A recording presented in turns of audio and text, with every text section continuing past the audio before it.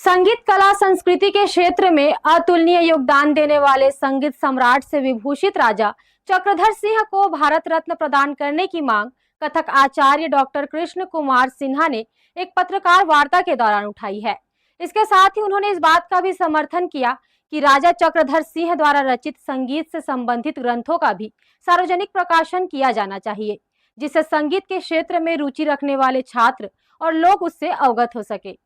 40वें चक्रधर समारोह में कथक की प्रस्तुति देने के लिए पहुंचे राजनांदगांव के कथक आचार्य और राजा चक्रधर सिंह के नाम से पिछले 43 सालों से स्थापित मध्य प्रदेश और छत्तीसगढ़ का पहला स्नातक संगीत महाविद्यालय चक्रधर कथक केंद्र के संस्थापक डॉक्टर कृष्ण कुमार सिन्हा ने रायगढ़ में प्रेस वार्ता ली।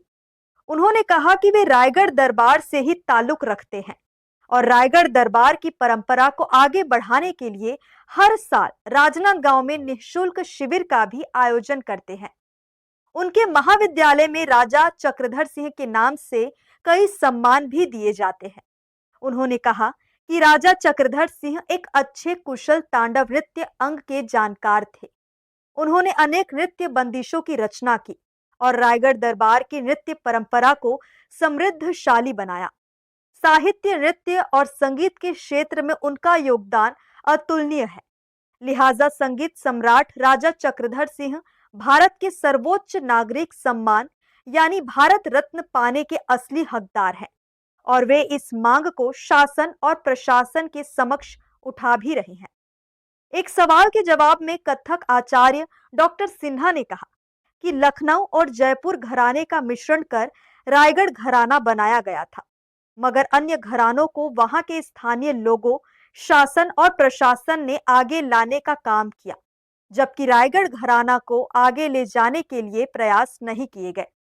लिहाजा रायगढ़ घराना अपना वो मुकाम हासिल नहीं कर सका जितना अन्य घरानों ने किया।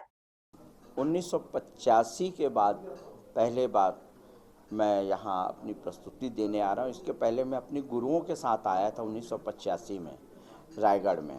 आज मेरी प्रस्तुति 31 तारीख को है, तो इसमें रायगढ़ की कुछ चीज़ों को लेकर के मैंने जो कार्य किया है, गुरुओं से जो प्रसाद रूप में मुझे मिला है, उसको मैं प्रस्तुत करने जा रहा हूँ। जैसे कि ज़्यादातर जो बंदिशें हैं वो ताल त्रिताल का है, लेकिन उसे हम रुद्र ताल में हम प्रस्तुत कर रहे हैं, ताल रुद्र में।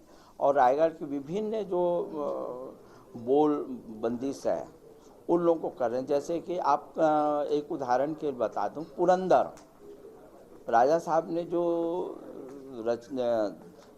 रचनाओं का जो लेखन और प्रस्तुतिकरण किए, वो हमारी सनातन संस्कृति और सनातन साहित्य, सनातन संस्कृत और हिंदी शब्दों का प्रयोग करते हुए किया है।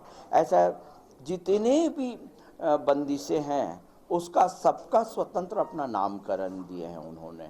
कथक आचार्य ने कहा कि महाराज चक्रधर सिंह संस्कृत, हिंदी, ब्रज, उर्दू और अंग्रेजी भाषा साहित्य के विद्वान ही नहीं बल्कि उच्च कोटि के रचनाकार भी थे।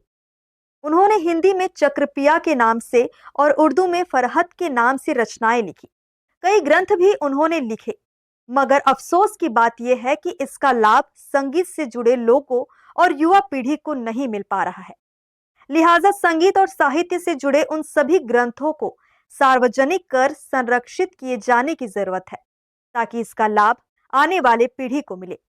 उन्होंने इस बात पर भी अफसोस जाहिर किया कि एक रिक्शा चलाने और ठेले चलाने वालों का भी संगठन है, मगर कलाकारों का कोई संगठन नहीं है, जिसके कारण कलाकार अपनी बात नहीं रख सकते।